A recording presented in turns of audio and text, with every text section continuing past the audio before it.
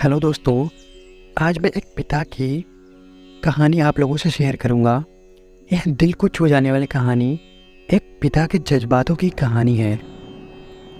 आज की कहानी शुरू होती है जब मैं घर से गुस्से में बड़बड़ाते हुए निकल आया और बस स्टैंड की तरफ आगे बढ़ने लगा। मैं मन ही मन बड़बड़ा रहा था, पता नहीं कितने पैसे छुपा के रखे हैं, लेकिन मेरे पापा मेरे लिए एक बाइक नहीं ले सकते। अब मैं यहाँ से चला जाऊँगा और तब तक वापस नहीं आऊँगा जब तक मैं खुद के पैसों से बाइक नहीं खरीद लेता। इतनी सोच ही रहा था, तभी मेरे पैर में मुझे कुछ चुभने का एहसास हुआ। नीचे देखा तो समझ आया कि जल्दीबाजी में पापा के जूते पहन आया हूँ। उन जूतों में कील उभरी हुई थी जो मेरे पैर में बार बार घाव किए जा रही थी। लेकिन उस समय अधिक गुस्सा आया तो मैं बड़बड़ाते हुए आगे बढ़ गया। एकाएक मुझे याद आया कि मैं पापा का पर्स भी साथ ले आया हूँ। मेरे खुरापाती दिमाग में एक ख्याल आया, क्यों ना आज पापा का पर्स चेक किया जाए, जिसे आज तक उन्होंने किसी को हाथ तक नहीं लगाने दिया था। पता नहीं कौन सा खजाना छुपा है इस पर्स में जो किसी को हाथ नहीं लगाने देते।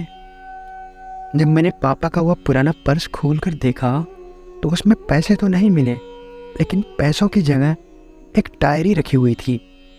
जब मैंने सोचा, ओह, तो यहाँ खजाना छुपा रखा है।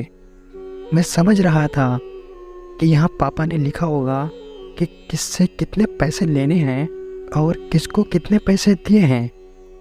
लेकिन मैं गलत था। जब मैंने उस छोटी सी डायरी का पहला पेज खोलकर देखा तो वहाँ पर जो लिखा था वह थोड़ा सीरियस कर देने वाला था। डायरी में जो लिखा था उसे पढ़ने के बाद मेरे चेहरे पर जो एक्सप्रेशन थे वो सब गायब हो चुके थे, क्योंकि डायरी में वैसा कुछ नहीं था जैसा मैं सोच रहा था। वहाँ पर उन पैसों का हिसाब लिखा हुआ था जो अलग अलग कामों के लिए अलग अलग लोगों से उधार लिए थे। उस लिस्ट में कंप्यूटर के नाम पर भी पैसे लिए गए थे। कुछ यूँ लिखा था, 50,000 बेटे के कंप्यूटर के लिए। ये वही कंप्यूटर था जिसे मैं आज तक यूज कर रहा हूँ, लेकिन मुझे यह नहीं पता था कि उस कंप्यूटर को ख़रीदने के लिए पैसे कहाँ से आए थे। लेकिन आज पता चल रहा था। मुझे आज भी याद है जब पहली बार कैमरे के लिए जिद की थी मैं, तो मेरे पापा ने मुझे 2 हफ्ते बाद मेरे बर्थडे पर ला कर दिया था, जिसे देखकर मैं बहुत खुश हुआ था। और मुझे खुश देखकर मुझसे कहीं ज़्यादा अगर कोई खुश था तो वह थे पापा। अब मेरे चेहरे से गुस्सा एकदम गायब हो चुका था। जब मैंने आगे का पन्ना पलटा तो वहाँ पर कुछ इच्छाएं लिखी हुई थी। जो पहली विश थी उसमें लिखा हुआ था, अच्छे जूते पहनना। यह बात मेरे कुछ समझ में नहीं आई। तभी मेरा पाँव अचानक सड़क पर भरे हुए पानी पर जा पड़ा। तभी मेरे पाँव में कुछ गीलेपन होने का एहसास हुआ। जब मैंने जूता उतार कर देखा तो उसका तला टूटा हुआ था। यह देखकर मुझे डायरी में लिखी बातें ही याद आ गई।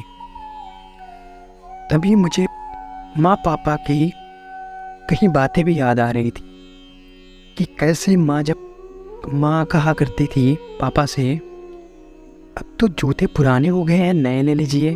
तो पापा अक्सर यह कहकर टाल दिया करते थे, जूते अभी और चलेंगे, अभी कुछ दिन पहले ही तो लिए थे। मुझे आज समझ आ रहा था कि कितने दिन और चलेंगे। साथ ही साथ यह भी समझ आ रहा था कि पापा पर्स को क्यों छुपा कर रखते थे।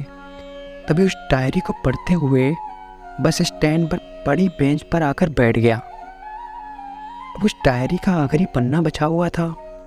उस पन्ने को जब मैंने पलट कर देखा तो वहाँ कल की डेट लिखी हुई थी। तारीख के नीचे लिखा हुआ था 50,000 रुपये बाइक के लिए। बस इतना पढ़ा और दिमाग सन्नर आ गया।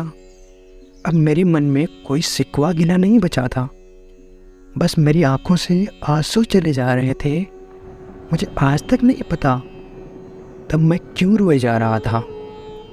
अब मैं जल्दी से घर की तरफ भागा, लेकिन जूतों की वह कील पाँव में अब तक घाव बनाने में कामयाब हो चुकी थी।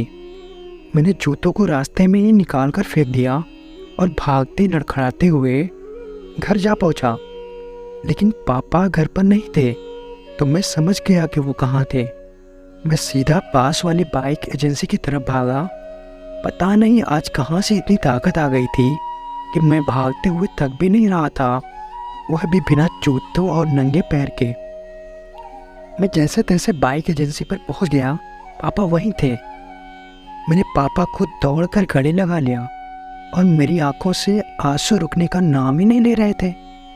पापा को समझ नहीं पा रहे थे। पापा को समझ नहीं आ रहा था कि आखिर क्या हो रहा है, मैं क्यों रो रहा हूँ। मैंने पापा से कहा, पापा मुझे मोटरसाइकिल नहीं चाहिए, आप अपने लिए जूते ले लीजिए। अब आज से मैं जो भी करूँगा अपनी मेहनत की बदौलत करूँगा और पढ़ लिख के आगे बढ़ूँगा।